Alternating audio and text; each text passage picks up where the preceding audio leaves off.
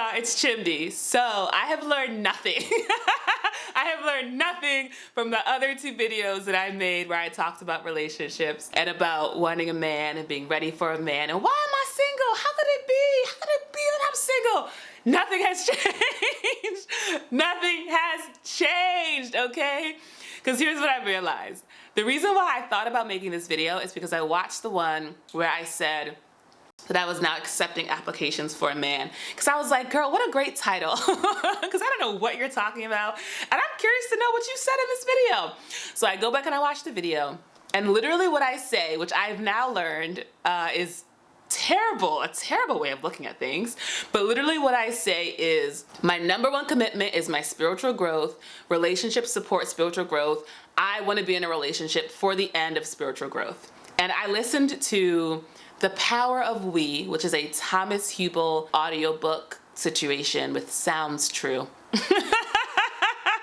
Also, to title your company Sounds True. Listen, I'm not claiming nothing, but doesn't that sound like it's right? And it's great, and it does sound true. Highly recommend. And what he says, which like, when I heard it, I was like, oh, he literally says, do not use your relationship as therapy. That's not why it's there. Like that's a bad idea. Like it's gonna end badly if you do it. Have a therapist and use them for therapy. Do not use your partner as a therapist. As I was watching my video, I realized like, oh, that's exactly the mindset I was having. Was like, as I'm in this relationship, it's gonna bring up a lot of stuff in me and I'll be able to use this as like a container for healing, right? What I realize I don't fully grasp is the point of a relationship outside of that. Like I have enough conscious awareness that I'm like, okay, that approach, But the new other approach is still quite murky, hence my singledom, right? Like I think if I understood it, I would be like, oh, that makes sense. And then a man would just magically appear. I also watched that video back and I ended it by being like,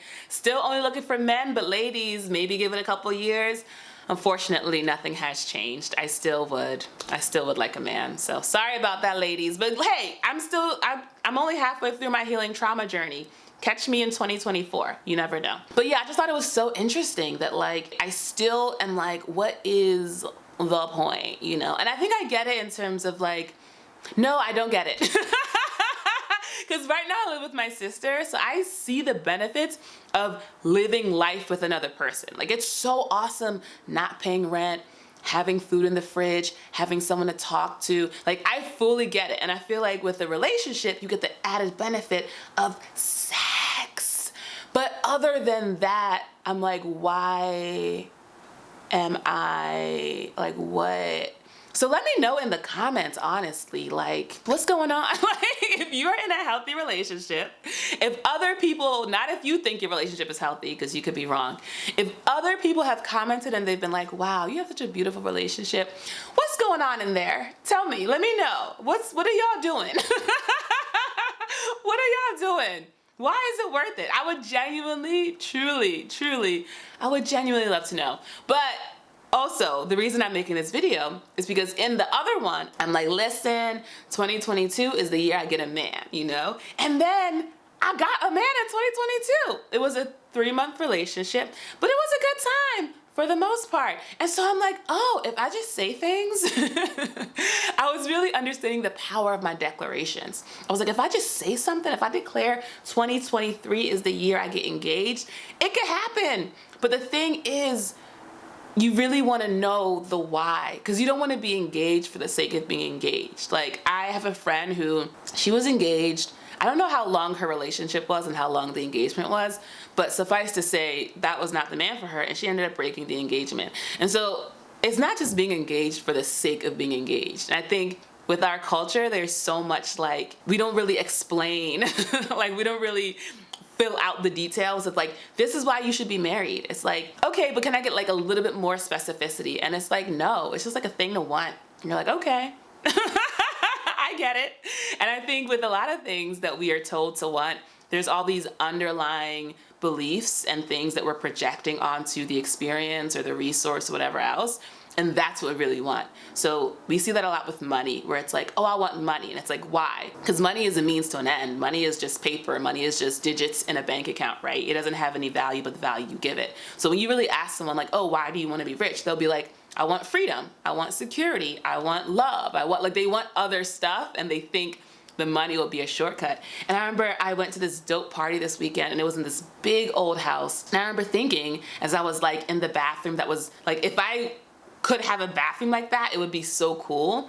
But I remember thinking, because it was a really big space, I was like, if I were alone in here, this would be a nightmare. Like this situation where we're like at a party and this house is full of love and laughter and people and conversation and all these things, this is incredible. But if it were just me in this big ass house, that would not be cute. And when I think about relationships, I think we are often looking for external things in our partner. We're saying like, oh, I want love and security and all these things, and we're projecting that outwards.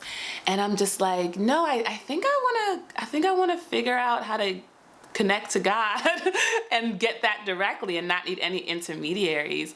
And so that's where I'm at, is like having a vision. And part of me is like, and your vision doesn't have to be wrong, Chimdi. Just because society says one thing doesn't mean you have to go running after it. Like you can just believe what you believe. But I think it is like, if so many people have this other belief, what's going on there? Like I'm curious. I'm like, maybe they know something that I don't know. And it speaks to my like, it speaks to humility as one of my virtues, where I'm like, maybe they've got something figured out, and I'm like, I wanna know what's going on in there, right? And I also think, and this is, I feel really grateful for my last relationship, because it was the first time I really understood how intimate a relationship is, and how you can be in a room full of people, and these people are seeing you and your partner, and they have an idea of who you are and who your partner is and who you all are together, but that's nothing compared to what the truth actually is when the two of you are alone.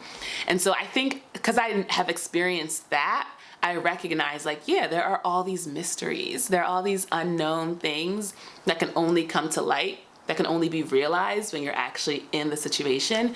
And I'm like, I wanna know. I'm like, what's going on? Don't keep nothing from me. I want to know, God. So that's kind of the motivation. And as I'm speaking it, I'm like, this is not strong enough, girl. This is not a strong enough motivation.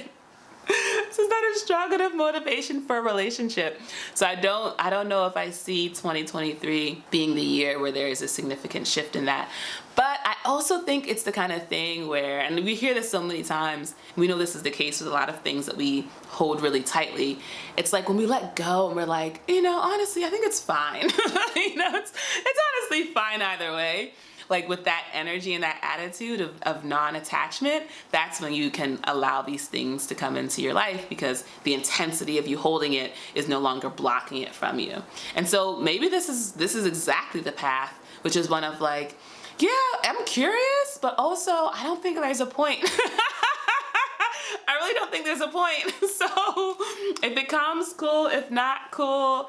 My number one priority still is the Lord Jesus Christ, getting my mind right, enlightenment, like levels of consciousness. Like, so, if you want to hang out and talk about Jesus with me,